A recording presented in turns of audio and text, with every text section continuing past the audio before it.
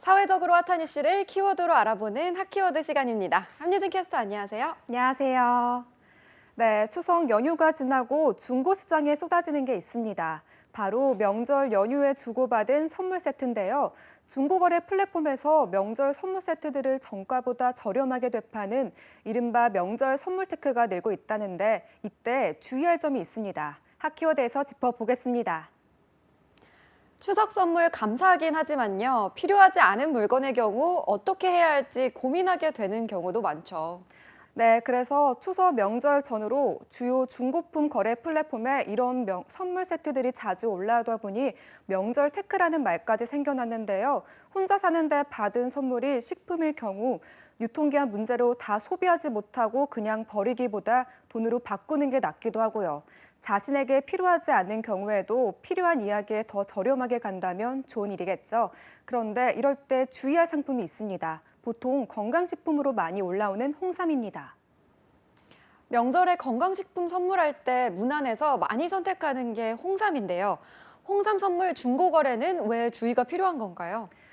네, 홍삼을 검색해보면 홍삼부터 홍삼 추출액, 스틱까지 홍삼과 관련한 여러 제품을 판다는 게시물이 참 많죠. 코로나19 이후 특히 홍삼뿐 아니라 유산균이나 비타민 같은 건강 기능식품도 많이 선물하게 되는데요.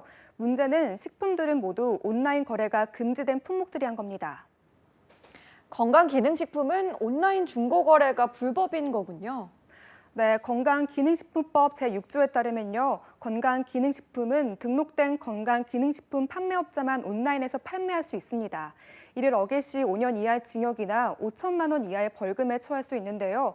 무심코 중고 거래 사이트에 홍삼을 판매한다고 올렸다가 자신도 모르게 불법 거래를 하게 되는 셈이라 더 주의가 필요합니다.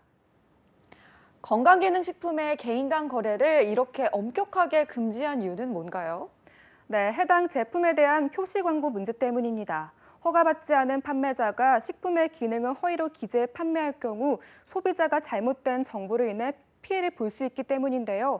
그렇기 때문에 중고거래 사이트에 건강기능식품을 판매하기 위해 올려놨다면 바로 취소해야겠죠.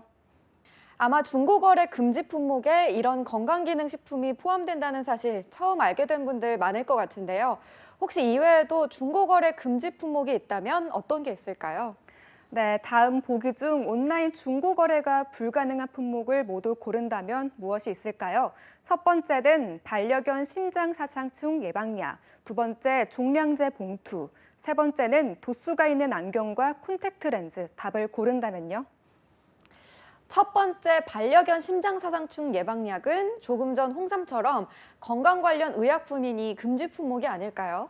네, 맞습니다. 그런데 여기에 함정이 있습니다. 바로 종량제 봉투와 도수가 있는 안경과 콘택트 렌즈까지 모두 금지 품목이라는 건데요. 우선 종량제 봉투의 경우 사용할 수 있는 같은 지역에서 판매한다고 해도 불법입니다. 폐기물 관리법에 따르면 종량제 봉투는 지방자치단체와 대행 계약을 한 사람만 판매할 수 있기 때문인데요. 그래서 개인이 허가 없이 종량제 봉투를 온라인 중고거래 플랫폼에서 판매할 경우 폐기물 관리법에 따라 300만 원 이하의 과태료를 부과받게 됩니다. 그런데 도수 있는 안경이나 렌즈는 패션 제품으로 볼 수는 없는 건가요? 네, 패션 제품으로 생각되기 쉽지만요. 안경테에 도수가 들어가 있기 때문에 의료기기에 해당합니다.